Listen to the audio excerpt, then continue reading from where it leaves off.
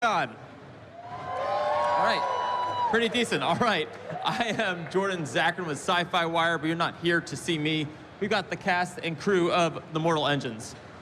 All right, it's good, enthusiastic. I mean, they just dropped the new trailer and had a big panel where they showed the first 25 minutes. Did you guys see it? All right, people have been sitting here waiting all day, actually. I noticed a lot of the same faces, so why don't we get right to it? You want to introduce yourselves to the audience? Leila George. I play Katherine Valentine. I'm Jihae. I play Anna Fang. I'm Hera. I play Hester Shaw. Hello, I'm Captain Robert Sheehan Esquire, and I play Tom Natsworthy Apprentice Historian, 3rd class. Thank you. I'm Stephen Lang, and I play Shrike. I might borrow this. Okay. I'm Philippa Boyens. I co-wrote the screenplay with Fran Walsh and Peter, and I'm one of the executive producers. I am Peter Jackson, co-writer and one of the producers. I'm Christian Rivers. I'm just the director. Just the director. Now, Philippa and Peter, you wanted to make this movie a long time ago. You optioned it like over a decade ago. So tell us about the story, but how you read it, you optioned it. Now we're at this point 12 years later. Well, I optioned these books. There's 4 books in the series, and Mortal Engines is the first of the 4 books. And I read the books as a fan because somebody had told me about them, and I thought they were fantastic.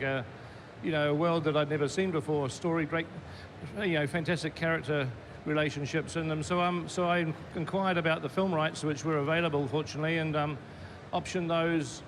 And we did a little bit of pre-production work. Christian worked on some of the previews for us back then, and we were heading towards production, and then The Hobbit came along.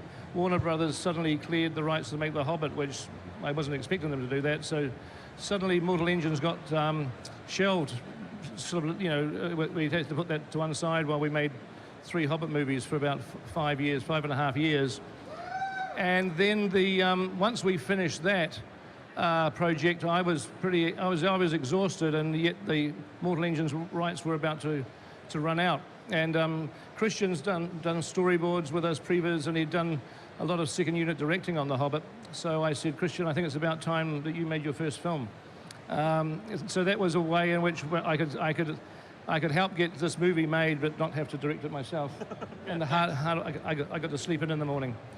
But Christian's done an incredible job. I couldn't have done a better film if I'd made. I mean, I'm incredibly thrilled by it, incredibly proud of it. You know, the movie, I mean, from the footage, from the trailer, it looks really incredible, and the visuals look like it's almost good that it came out. It's coming out in 2018, because it's better than anything I've seen before. So I'm curious about Christian. How did you get it to that level, working with Peter? What did you learn over the years that you were able to take from Peter and create such a, like this? You're talking about the effects and the scale of the world? The whole look of it, the steampunk, Yeah, right. the effects, all of that. Well, I mean, look, the main thing is you know, we wanted to create something new for cinema lovers. We wanted to create something for, you know, new audiences. You know, there's a lot of repetitive stuff out there, and we wanted to, you know, we remember that time when you go and see a movie and it's something new, it's a new experience, and so it was all sort of driven by that. And as far as just getting it to the level, I mean, you know, with visual effects, I mean, the main thing is it's a, you know, it really is a character-driven story, and it's set in a, you know, a huge, amazing fictional world, but you know, it's driven by characters, and you know, all the visual effects there are to serve that story. You know, speaking of it's character-driven, we have the cast right here, and so coming into this project, it is a huge potential for, you know, movie series like that. What drew you to the roles? Well, we'd already been a barbershop quartet, and Sorry, they got us as a package. I just saw us on the couch there on the television. I thought we'd make quite a nice barbershop quartet, wouldn't we?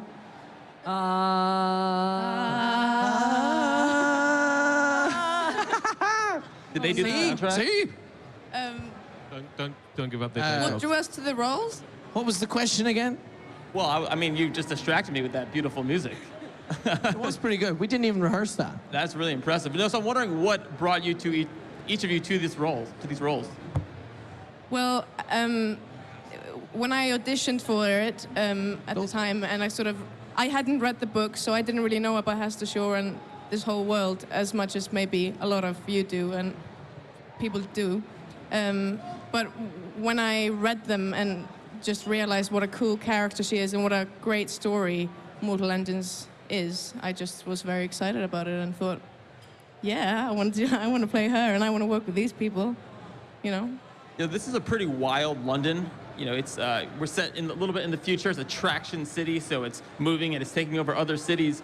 I'm wondering what it was like on set because it looks incredible.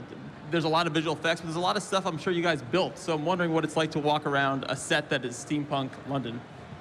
There were over 138 sets. Accurate on that? I thought 122. 160 sets? Yeah. 78.5. There were a lot of sets. There were over 100 sets, and they were intricate and incredible. And the 500 team of Mortal Engines were true masters in their craft. Every little detail to, every setting was really astounding.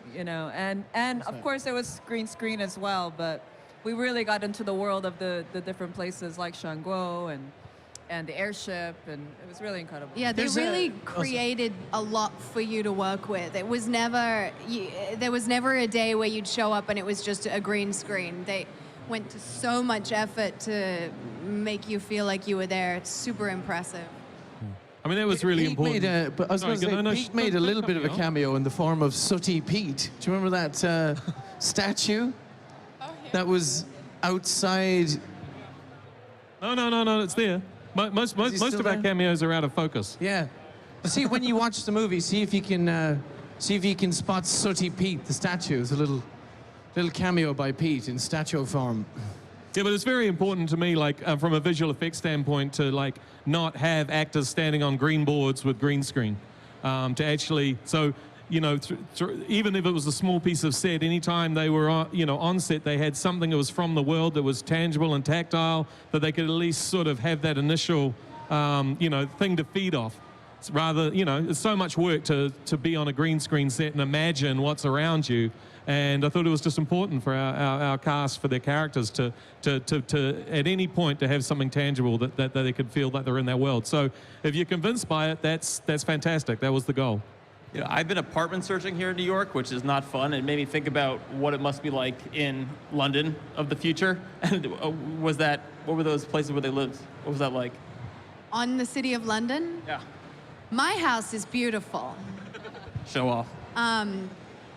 You don't want to live down in the gut.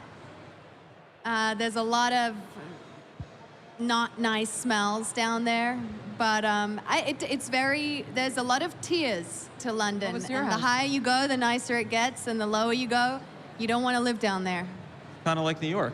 Now, you guys were talking backstage about, you said there was something that occurred on, they're talking about now, but you said there was something that happened back when you guys were making the movie that you guys wanted to talk about here. It was a bit of an incident. There was a funny moment between the three of us when we were in the Jenny Hanover. There was a lot of funny moments there. There was a lot of funny moments in the Jenny Hanover. And Concussions as well. Yeah. One of them was, I was cocking my gun and telling her we gotta go. We're all ready to go on the move. And every time I went like this, the gun went limp. So she started cracking up. The wind was blowing and the mat flew into his face. It all happened at once, and we're dying to see that blooper. It's just funny when you're trying to be all cool and badass, but you're actually just You have a weapons malfunction. That's what would happen. That's what would happen to me. Now, we almost have to go, but I just want one more time the Barbershop Quartet, if you could harmonize for us. Hello. I could have the highest one. Wow. I don't know what he's... That is really good. Thanks, everybody. That is our time. Coming up next, Scott Snyder. He's talking Justice League and Aquaman. One more time for the Barbershop Quartet and the rest of Mortal Engines.